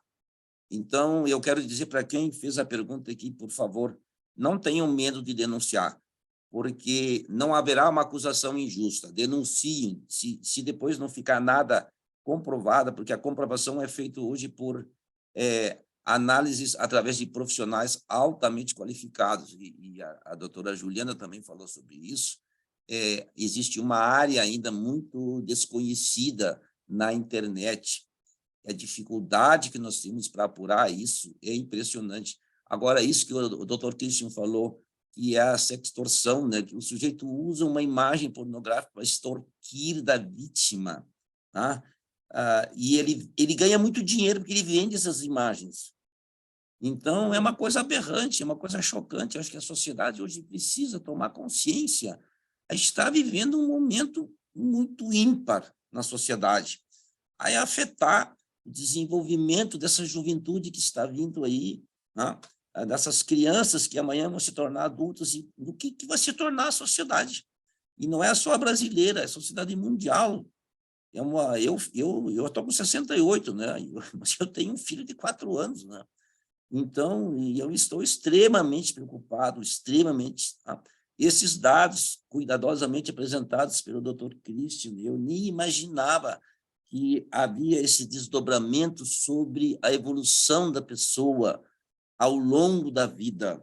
E eu aproveitei para acrescentar aqui, e de vez em quando eu olho um programa na televisão sobre os quilos mortais, né? As pessoas que comem excessivamente e até morrerem, e aí todos eles, nenhum deles escapou. Quando se pergunta na sua vida passada, foi vítima de abuso sexual. Então, é chocante isso. Eu estou dizendo como isso é importante. E o nosso legislador talvez não consiga imaginar, as pessoas não conseguem imaginar. Eu hoje, escutando atentamente o Dr. Christian, eu vejo que isso é importante demais. Uma sociedade que tem preocupação realmente de ser mais saudável, de ser mais próxima. Eu nem sabia que implicava em questão remuneratória, as pessoas têm dificuldade de conseguir emprego. E é verdade isso, né? Então, parabéns a esse grupo maravilhoso que trouxe as questões que foram exatamente pontuais, específicas, para nós termos a visão sobre a gravidade. E eu quero convidar que a PUC continue empenhada. Né? Não se despeça ainda, que temos mais 6 perguntas. Tá bem, estou à disposição. Poderíamos ficar o dia inteiro, né? Poderíamos, é um assunto que mobiliza muito. Eu tenho uma pergunta da Juliana para a doutora Juliana. Como os pais podem abordar esses assuntos de abuso e violência na internet com seus filhos? A SaferNet tem algum tipo de iniciativa mais lúdica para falar com as crianças sobre isso? Esse é um tópico importante, porque, claro, os pais têm receio de falar sobre sexualidade de um modo geral, isso ainda é um tabu nas conversas em família, ficam inseguros do que falar e se isso vai antecipar. Uma coisa que a gente precisa desconstruir é que ter conversas sobre o cuidado com o próprio corpo, sobre o que pode ou não pode, não vai estimular nem antecipar precocemente o desenvolvimento sexual de crianças e adolescentes, vai proteger. E aí, claro, eu acho que a gente tem que ter conversas sobre o que as crianças vivem na internet. Do mesmo modo como você tem conversas com o seu filho ou sua filha sobre o que ela fez na casa do amiguinho, de quando ela foi para uma festa, de quando ela foi brincar na casa dos pais que são amigos, enfim. Então, isso tudo também deve abranger as experiências que as crianças têm na internet, assim, não. Então, qual é o jogo que ela usa e com quem ela joga, com quem ela brinca nesses ambientes. Então, acho que vale ter essas conversas para iniciar, né, um papo sobre a vida online dos filhos. A gente só oferece orientação pelo canal de ajuda.org.br, então pais podem obter em tempo real a orientação da nossa equipe para dúvidas ou qualquer preocupação que pais têm em relação a isso. E eu também sugiro que a escola seja um lugar onde as famílias também obtenham orientação sobre o uso seguro da internet. Então, também conversar com a coordenadora, com a orientadora, com alguém na escola que esteja preparado para orientar as famílias de como falar sobre isso. As escolas também têm que andar lado a lado com as famílias para abordar esse assunto sobre sexualidade e sobre proteção em ambientes online. Pergunta da Jaqueline para o Dr. Christian. Como lidar com a erotização nas redes sociais? Exemplo, as dancinhas no TikTok e a responsabilidade das plataformas.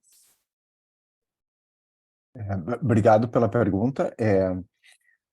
Então, eu acho que esse é um fenômeno que acho que o Dr. Gilberto comentou no início, no meio da sua fala, e que eu acho que é muito, muito importante, assim, né? Isto é algo que é um fator de risco. E a gente, como sociedade, né, e a doutora Juliana falou um pouquinho do processo de dessensibilização, que é algo natural, um processo cognitivo que nós temos, enfim, em várias situações, né? Mas nós, de fato, nós, como sociedade, nos dessensibilizamos em relação a isso. Nós banalizamos isto. Tá?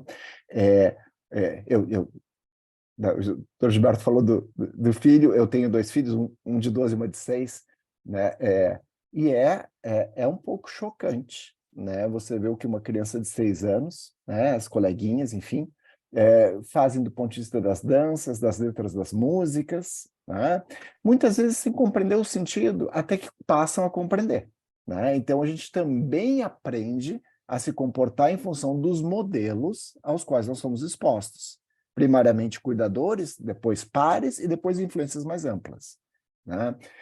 Então, eu, sinceramente, eu não tenho uma resposta para isso, eu até convido a doutora Juliana, se quiser fazer um comentário posterior sobre isso, né? Eu não sei como, se é por censura, se é autorregulação, eu não sei exatamente qual é a estratégia, né? Mas eu acho que nós temos que ter aqui algo que é um filtro que pais, os cuidadores, precisam, e a escola, né, precisa fazer em relação a isso, né? Talvez a gente não consiga controlar o conteúdo como um todo, ainda que existam filtros, né, controle parental para os dispositivos, né, filtros, enfim, tem YouTube, mas tem YouTube infantil, só para dar um exemplo de uma plataforma, né? Mas eu acho que nós precisamos, essencialmente, estar atentos ao que os nossos filhos, né, estão consumindo e o que eles entendem daquilo que eles estão vendo e, em algumas instâncias, claramente proibir. Né? Claramente proibir. Eu não vejo nenhum problema, né, em um pai dizer que o filho não vai ver YouTube. Né? Porque tem um monte de coisa que não é para a criança ver ali. Né? Que não vai ver TikTok, né? Dependendo da idade da criança. Né? Então, é claro que isso é delicado, né, porque também tem grande parte do processo de socialização na adolescência envolve o ambiente online. Então, não se trata de você dizer, não, olha, você não pode acessar nada. Não é, mas você precisa, como pai, como mãe, como escola, como sociedade, filtrar esse tipo de informação, dar significado para esse tipo de informação. Olha, isso é uma coisa adulta, isso não é para ti. Sei lá, eu acho que eu gostei muito do que a doutora Juliana falou sobre o letramento, né, dos tomadores de decisão, dos legisladores, dos pais, né?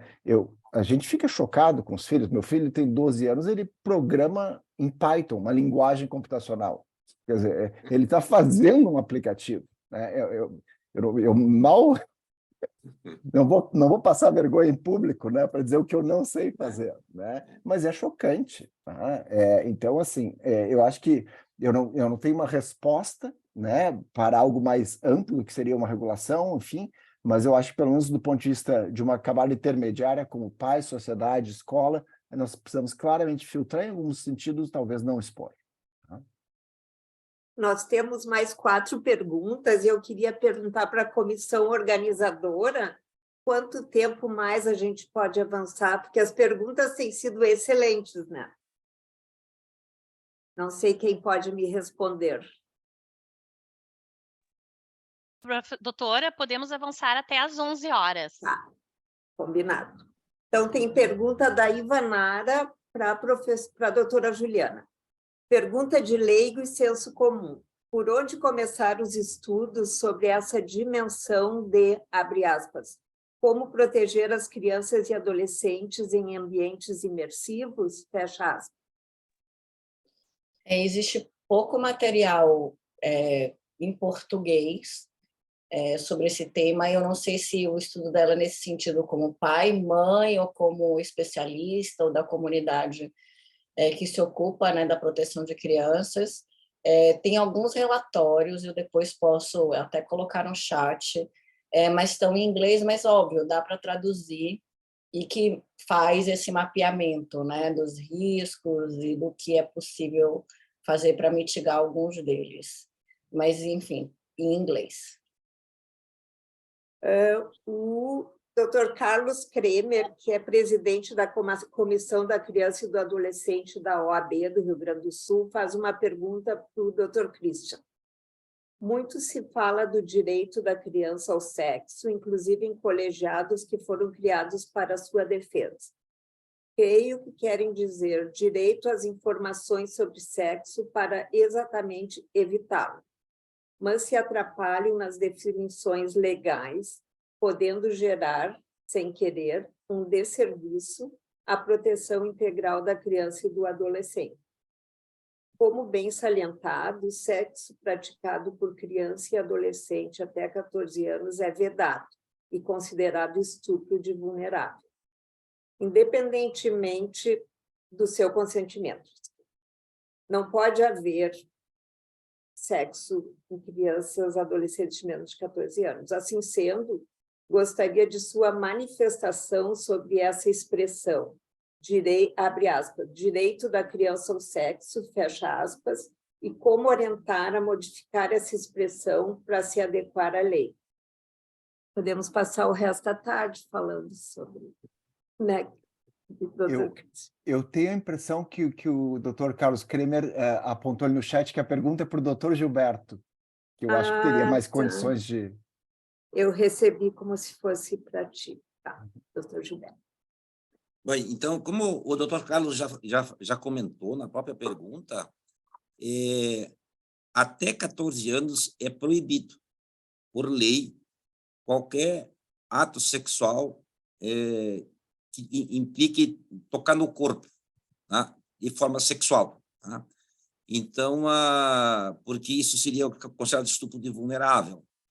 E maiores de 14 anos podem fazer sexo desde que haja consentimento. Agora, a questão da informação para a educação sexual, como foi falado aqui pelo Dr. Christian e pela doutora Juliana também, nós temos que dar informações para crianças com o objetivo de educar. Aí seria a escola, seria a família, enfim, grupos especializados que poderiam fornecer informações sobre a questão da sua sexualidade, inclusive para se autoconhecer, né? E quando se trata de criança e de adolescente até 14 anos. Agora, a partir dos 14 anos, o sexo está liberado, desde que seja sem violência e sem coação, fraude, aquelas questões todas. Nós temos o caso da Mariana Ferreira, acho que todo mundo lembra disso, ela fez sexo com outro menino também, que era menor de 18 anos, né? E, enfim, ela engravidou e gerou toda aquela confusão que deu no país inteiro, o pessoal acompanhando esse episódio. Hoje é muito comum o namoro precoce, né? O Dr. Kitsch tem um menino de 12 anos, daqui a pouco ele namora uma menina, quer dizer, conhece uma menina e pratica uma relação sexual e engravida, imagina. E aí o sexo entre... São crianças ainda. Aí como é que se resolve? Isso é bem complexo, tá? Inclusive a questão de aborto, que aí vira uma questão no judiciário, e dentro do judiciário a gente tem correntes liberais e correntes mais conservadoras, é extremamente complexo. Então, a gente tem que traçar uma régua, assim, ó.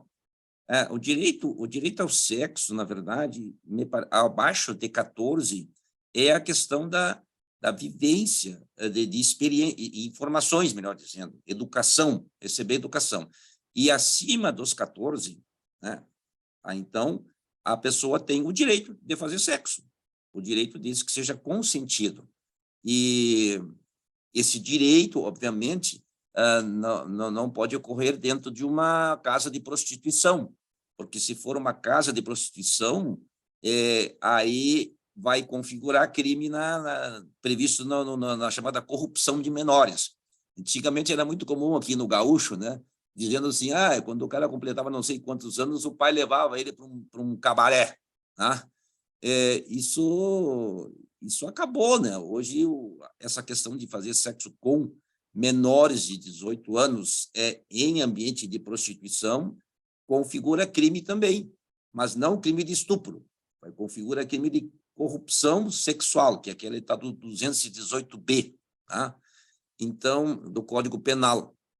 Mas é interessante essa pergunta do Dr. Carlos, porque direito ao sexo, na verdade, se for criança e adolescente até 14, é sobre, no meu ponto de vista, né, eu posso estar equivocado, obviamente, né, mas de obter as informações pertinentes ao seu nível de desenvolvimento intelectual, dela conhecer, né, o que significa. A minha esposa é bastante radical, assim, meu filho quer ver os desenhos no YouTube, e ela disse, não, YouTube tem violência, tem arma, tem não sei o que, tu não vai olhar, tu vai no Netflix olhar os desenhos no Netflix. Então, é um controle assim, muito pesado, mas, enfim, eu entendo, assim, com devido respeito, assim, essa questão do direito ao sexo, né?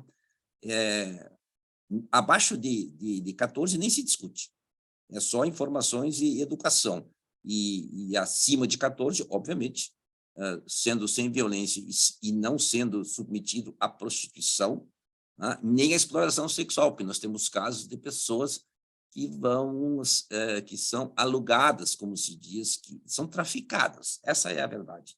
Então, aí vai virar outro crime. Tá? Então, eu me coloco até à disposição para o doutor Carlos, se a gente pode trocar informações, pode fornecer meu e-mail para ele, a gente pode trocar várias informações sobre esse assunto. Tá? Muito obrigado.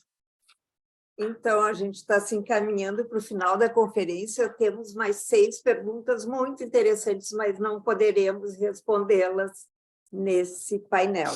Então, a gente informa que aqueles que têm interesse em receber o seu certificado de participação do evento têm que realizar o seu check-in no link disponibilizado no chat, e o certificado de participação será enviado ao e-mail dos participantes inscritos.